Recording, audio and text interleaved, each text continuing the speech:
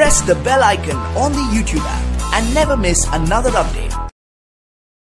গত পর্বে আপনাদের দেখিয়েছিলাম কিভাবে আপনারা সেল কাউন্টার বা সিবিসি মেশিনে আপনারা সিবিসি করবেন। তো আজকে দেখাবো সেই মেশিনের কিভাবে আপনারা ডাক্তার সেটআপ করবেন, মানে একটা ডাক্তারের নাম কিভাবে আপনারা সফটওয়্যারে ঢুকাবেন সিবিসি মেশিনের সফটওয়্যারে। চলুন আপনাদের এখন সেটা দেখাই।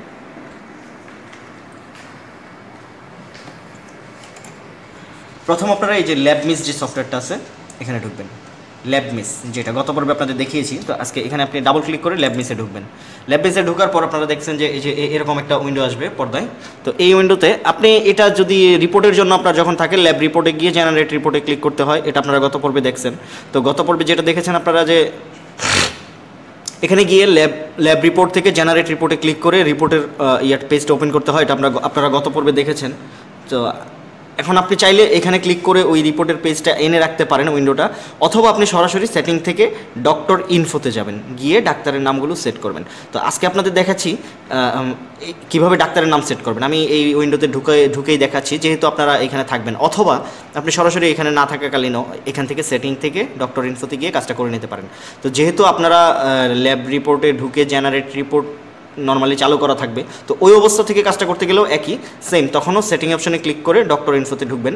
ঢুকার পর এখানে হচ্ছে নাম্বার দিবেন। প্রথম কিন্তু কোনো ডাক্তারের নাম এখানে সেভ করা থাকবে না একটা নতুন মেশিন ইনস্টল করার পর। তো সেক্ষেত্রে যেটা করতে হবে, এখানে আপনি সিরিয়াল বাই সিরিয়াল এইখানে হচ্ছে একটা নাম্বার দিবেন। ধরেন আপনি 1 থেকে শুরু করলেন, 1 দেওয়ার পর এন্টার দিবেন। যখন এন্টার দিবেন অটোমেটিক্যালি এটার পিছনে 2টা জিরো চলে আসবে, এবার 3টা জিরো চলে আসবে।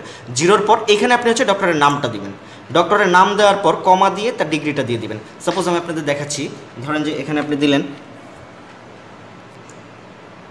ধরেন যে এখানে আপনি ডাক্তারের নাম দিলেন, তো ডক্টরটা লিখবেন না, কারণ হচ্ছে এই বাম পাশে অবশ্যই ডক্টর থাকবে। সো এইখানে আপনি শুধু ডাক্তারের নামটা লিখবেন। ধরেন যে আমি দেখাই আপনাকে, ধরেন আমাদের ডাক্তারের নাম হচ্ছে শাহরিয়ার ইমন। তো আমরা দেখাচ্ছি শাহরিয়ার ইমন, ওনার ডিগ্রি হচ্ছে, কমা দিয়ে ওনার ডিগ্রিটা লিখে দেবেন। তো ওনার ডিগ্রি হচ্ছে MBBS CMU, তারপর হচ্ছে উনি FCPS করা, তো আমরা FCPS দিয়ে দিলাম। ব্র্যাকেটে দিব হচ্ছে সার্জারি,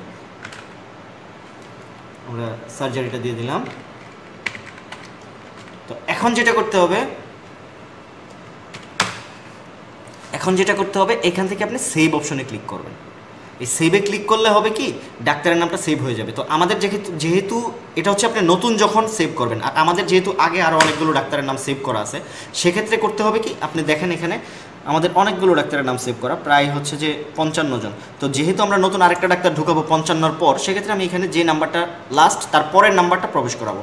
তো এখানে 56 দিব। 56 দেওয়ার পর দেখা যাচ্ছে কি এখানে নিচে কোনো লিস্ট আসে নাই, তার মানে আমার 56টা ফ্রি আছে, আমি 56-এ ঢুকাতে পারবো। যদি আমি 55-এ দিই, তাহলে দেখা যাবে যে আরেকটা ডাক্তারের নাম অলরেডি আছে এখানে। তো এই ডাক্তারের নামের জায়গায় যখন আমি যে ডাক্তারটা আছে আগে থেকে ঢুকানো, তখন যদি আমি এখানে ওই আইডিটা দিয়ে একটা নতুন ডাক্তার ঢুকাই, তাহলে কিন্তু আগের যে ডাক্তারের নামটা আছে সেটা চলে যাবে, তখন কিন্তু নতুন নামটা চলে আসবে ওই নাম্বারে। সো যে নাম্বারটা ফ্রি আছে আমরা এখানে দেখে নিব। 56 যখন দিলাম তখন দেখা যাচ্ছে যে এখানে কোনো ডাক্তারের নাম নাই, তার মানে এটা ফ্রি আছে। তখন আমি এখানে সেভ দিলাম। সেভ দেওয়ার পর সাকসেসফুলি সেভড, ওকে, মানে আমার নতুন ডাক্তারের নাম এন্ট্রি করা ওকে। এখন আপনি যে সঠিকভাবে পারলেন সেটা কিভাবে বুঝবেন, এই উইন্ডোটা আপনি ক্লোজ করে দেন।